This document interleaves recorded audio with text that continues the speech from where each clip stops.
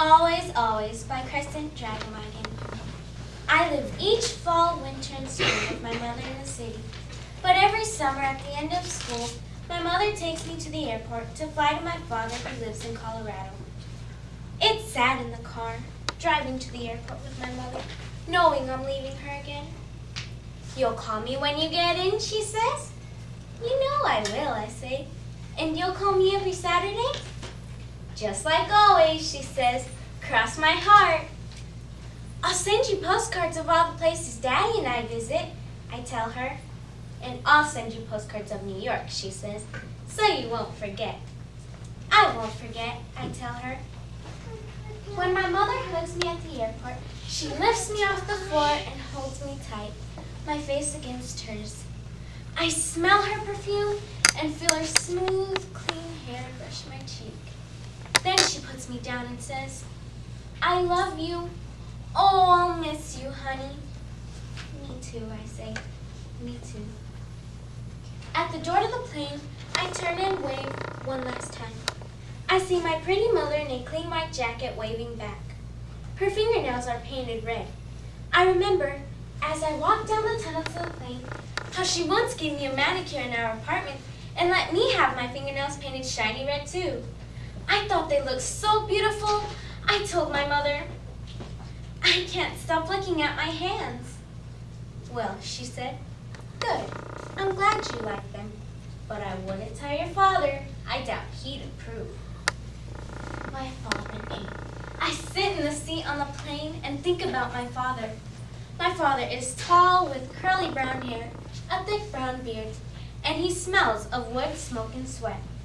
My father is a carpenter. He made all the furniture for the cabin he lives in out in the woods in Colorado.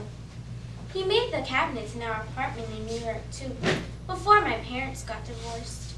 But I was so little then, still a baby that I don't remember.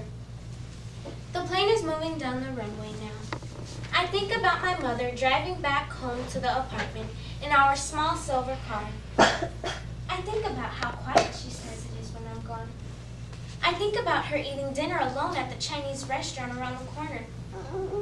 I think about how she'll take home the leftover Chinese food and eat it cold for breakfast.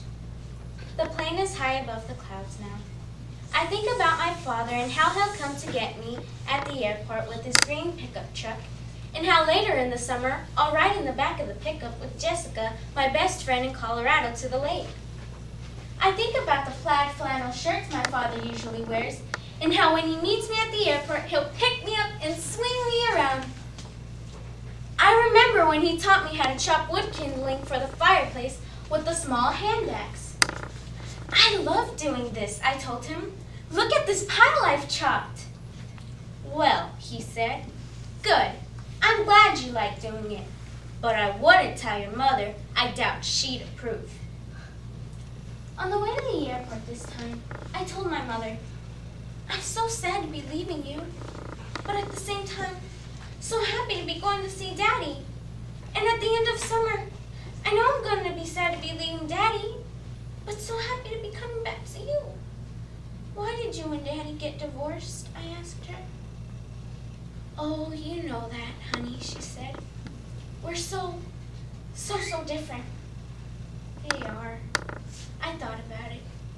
If you and Daddy were so different, then why'd you get married in the first place? Well, she said, it was a mistake, but you weren't. You were the best thing that ever happened to us.